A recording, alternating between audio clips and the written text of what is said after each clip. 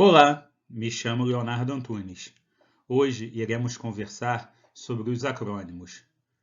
Devemos ter em mente que a pergunta-chave deve se basear no acrônimo PICO ou em alguma de suas variações. É importante lembrar ainda que a pergunta-chave deve ser clara, delimitada, original e completa.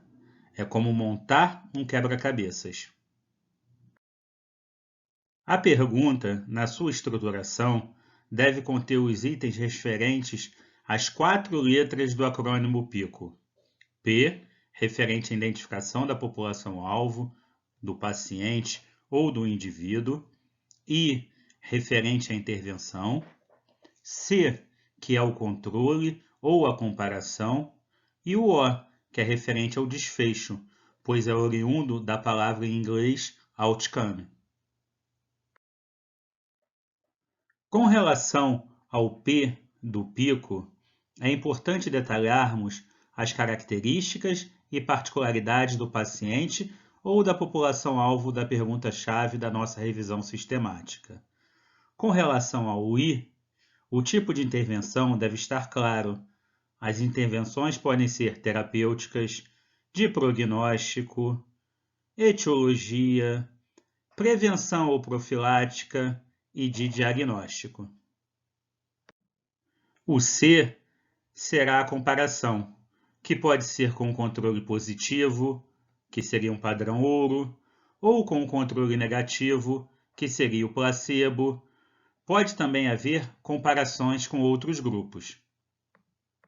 E, por fim, o O será o desfecho, que pode ser a incidência de uma determinada doença, ou a precisão de um diagnóstico, ou resultados adversos, ou taxas de sobrevivência ou de mortalidade. Neste exemplo, a pergunta-chave da nossa revisão sistemática é: o uso da dipirona provoca menos efeitos adversos que o paracetamol em casos de pacientes com dengue? Então, a população-alvo seriam pacientes com dengue. A intervenção seria o uso terapêutico da dipirona. Nesse caso, a comparação será realizada com o paracetamol. E o desfecho seriam as reações adversas, o tempo de sangramento ou qualquer outro desfecho que fosse objetivo do nosso estudo. Aqui vai mais um exemplo para a gente poder estar conversando. Nesse exemplo, a pergunta-chave seria: qual o impacto da quimioterapia na qualidade de vida de pacientes com câncer? Nesse exemplo, a população-alvo seriam qual? Os pacientes com câncer. A intervenção seria a quimioterapia. A comparação, como na pergunta não está detalhada, poderia ser com algum placebo, ou está sendo comparando a qualidade de vida antes e após a quimioterapia, e o desfecho seria a qualidade de vida daqueles indivíduos. A variação PECO é uma adaptação ao pico, na qual, ao invés do I de intervenção, nós teremos o E de exposição. Neste caso, iremos selecionar apenas estudos observacionais. No exemplo acima, a pergunta-chave da nossa revisão sistemática será: qual a incidência de perdas dentárias em pacientes adultos com e sem diabetes mellitus tipo 2? Neste caso, nossa população será de pacientes adultos. A exposição é a diabetes mellitus tipo 2. Serão selecionados estudos que comparem com pacientes sem a doença diabetes mellitus e o desfecho será a perda dentária. A variação PICOS é uma adaptação ao pico, na qual será incluída ao final o S, que será o tipo de estudo. Nesse caso, iremos delimitar apenas o tipo de estudo que será buscado em nossa revisão sistemática. Essa estratégia é muito utilizada para delimitar o número de estudos que serão selecionados. Isso restringirá a nossa busca. É muito utilizado quando queremos agilizar a revisão sistemática ou quando a equipe que irá realizar a revisão sistemática não é tão grande. Neste exemplo, a pergunta-chave da nossa revisão sistemática será: a cirurgia de miopia a laser PRK causa diferentes sintomas pós-operatórios em relação à cirurgia a laser LASIK em pacientes jovens? Nesse caso, nossa população será pacientes jovens, a intervenção será a cirurgia de miopia a laser PRK, a comparação será realizada com a cirurgia de miopia a laser LASIK e o desfecho serão os sintomas pós-operatórios. Nessa variação, com acréscimo no S, ficando picos, iremos selecionar apenas estudos clínicos controlados e randomizados. A variação picote é uma variação ao pico, no qual será incluído ao final o T. O T, na maioria dos livros e artigos, é referente ao tempo de acompanhamento do estudo. Existem também alguns autores e alguns livros que se referem a esse T como ao tipo de estudo.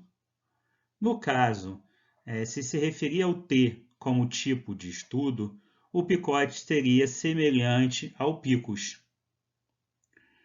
No caso do T se referir ao tempo de acompanhamento do estudo, nós vamos dar um exemplo aqui que vocês poderão entender melhor.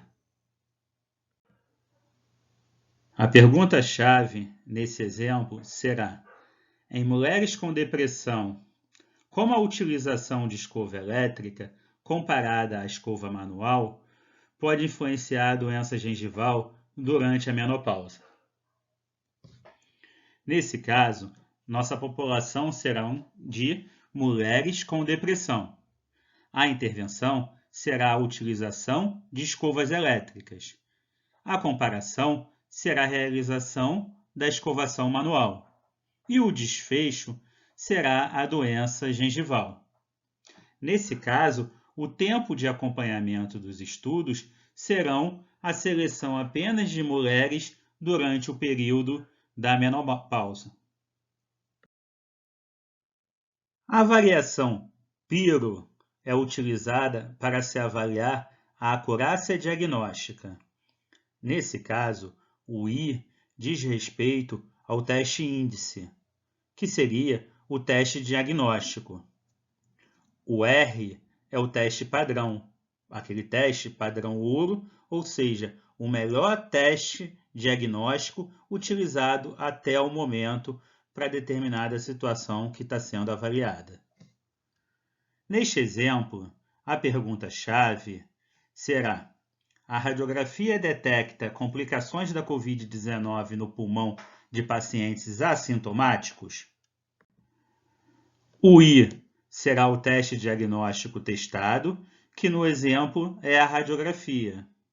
O R é o padrão ouro, então será a tomografia.